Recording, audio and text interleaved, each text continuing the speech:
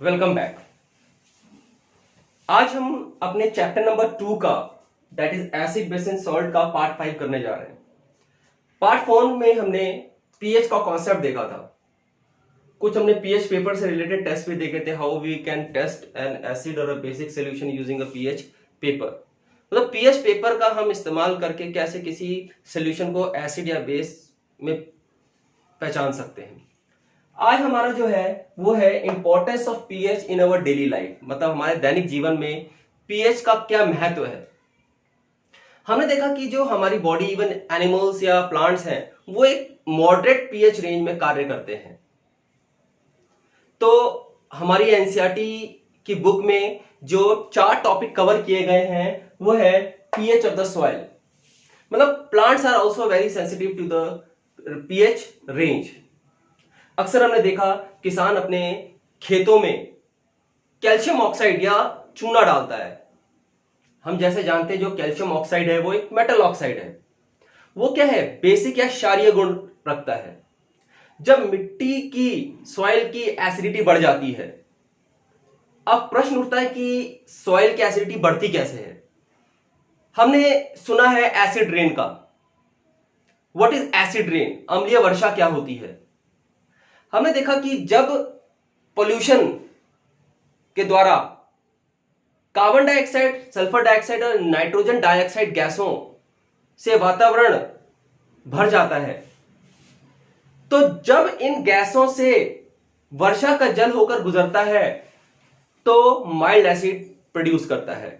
जैसे for example, जब water carbon dioxide के साथ रिएक्ट करेगा तो कार्बोनिक एसिड बनाएगा। इसी तरह जब नाइट्रोजन डाइऑक्साइड के साथ जल रिएक्ट करेगा तो नाइट्रिक एसिड बनाएगा। और जब सल्फर डाइऑक्साइड के साथ रिएक्ट करेगा वाटर, रेन वाटर, तो सल्फ्यूरिक अम्ल का निर्माण करेगा। तो हमने देखा कि प्रदूषण के कारण जो वातावरण में ये गैसें, कार्बन डाइऑक्साइड, सल्फर डाइऑक्साइड या नाइट्रोजन डाइऑक्साइड जैसी गैसें ऊपर इकट्ठी हो गई हैं और वर्षा के जल के साथ ये जब नीचे आती हैं तो सॉइल को वो एसिडिफाइड कर देती हैं, अम्लीय कर देती हैं।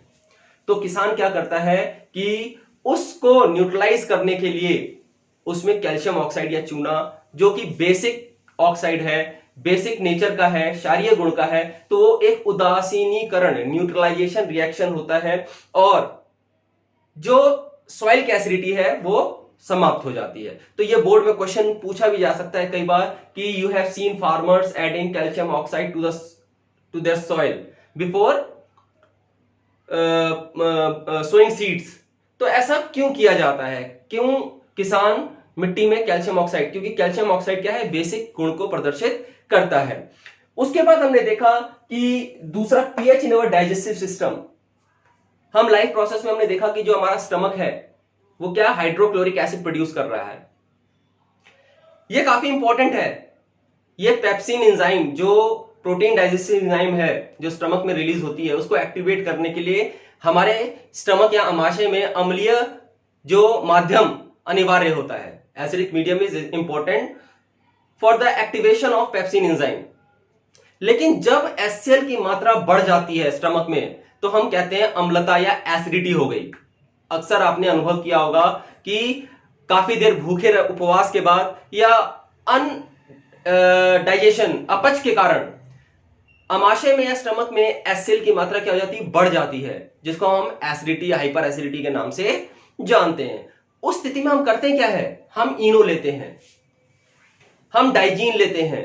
डाइजीन क्या है, पहले भी हमने चर्चा की, डाइजीन क्या है, एक माइल्ड एसिड है, माइल्ड बेस है, सॉरी, मैग्नीशियम हाइड्रोक्साइड।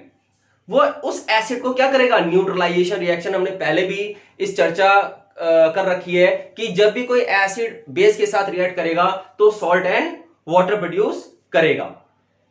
तो इस रिएक्शन को हमने न्यूट्रलाइजेशन रिएक्शन कहा।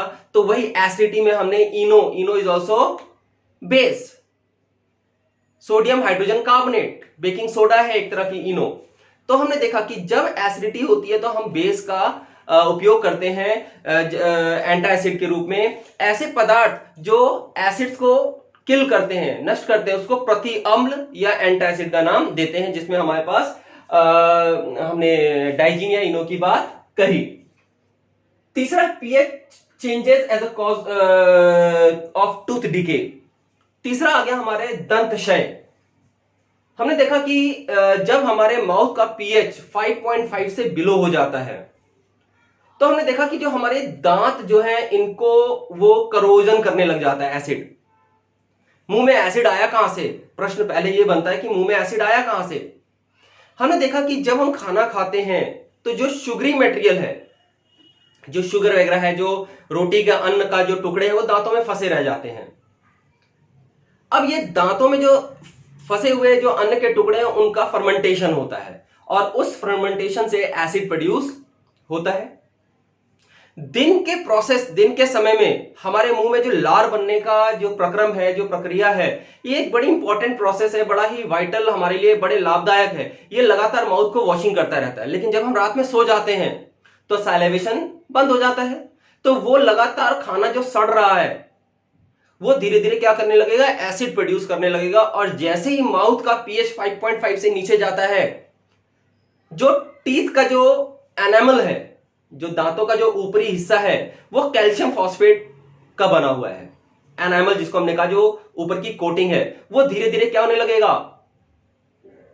करोड़ होने लगेगा, नष्ट होने लगेगा, उनका क्षय होने लगेगा और हमारी दांतों में कैविटी का फॉर्मेशन चालू हो जाएगा। हमने देखा जो एनामल है हमारा, ये हार्डेस्ट सब्सटेंस नोन है, मतलब ये सबसे कठोर पदार्थ है, लेकिन एचसीएल उसको भी करोड़ कर देता है। कब करता है? जब माउथ का पीएच 5.5 से बिलो हो जाता है। और 5.5 के बिलो कब होता है? जब दांतों में फंसा खाना सड़ने लग जाता है। तो इसलिए कहा जाता है, हमारे बड़े बुजुर्ग भी कहते हैं कि सोने से पहले ब्रश करना चाहिए। कितने हैं आप में से जो रात को सोने से पहले ब्रश करते हैं? शायद ध्यान दीजिएगा। तो सोने से पहले ब्रश करने से का मतलब यह कि जो दांतों में खाना फंसा हुआ है वो प्रॉपरली क्या रिमूव हो जाएगा। For a healthy teeth we are advise to brush our teeth before sleeping. सोने से पहले ब्रश कीजिए। अब यह भी देखा गया है कि जो टूथपेस्ट होते हैं उनका नेचर क्या होता है? हमने देखा एसिड है, उसको न्यूट्रलाइज कौन करेगा? बेस। तो जितने भी टूथपेस्ट है उनका जो गुण है, जो उनकी प्रॉपर्टी है, वो क्या है? बेसिक है। तो जब हम टूथपेस्ट यूज करते हैं, ब्रश में यूज करते हैं, ब्रशिंग से वो जो फूड पार्टिकल्स निकलते हैं और जो टूथपेस्ट है वो हमारे मुंह के जो एसिडिक नेचर है उसको क्या कर देता है? वो न्यूट्रलाइज कर देता है। तो हमने तीसरा देखा pH change as cause of tooth decay. चौथा हमारा आ गया defence mechanism by animals and plants. अक्सर आपको हमने देखा मधुमक्खी ने डंक काटा होगा तो क्या होता है? वहां पे सूजन आ जाती है, जलन होने लग जाती है, या चींटी कोई काट गई, वहां पे सूजन या जलन हो जाती है। कारण क्या उसका? हमने देखा कि ये जानवरों का क्या है? डिफेंस मैकेनिज्म है। डिफेंस मैकेनिज्म मतलब वो अपनी रक्षा के लिए काटते हैं आपको, आपसे दुश्मनी नहीं है उनको, वह अपने स्वयं की रक्षा है, उनकी डिफेंस मैकेनिज्म है ये। अब हमने देखा कि एक्चुअली होता क्या है, जो डंक होता है उसमें एसिड होता है, मेथनोइक एसिड।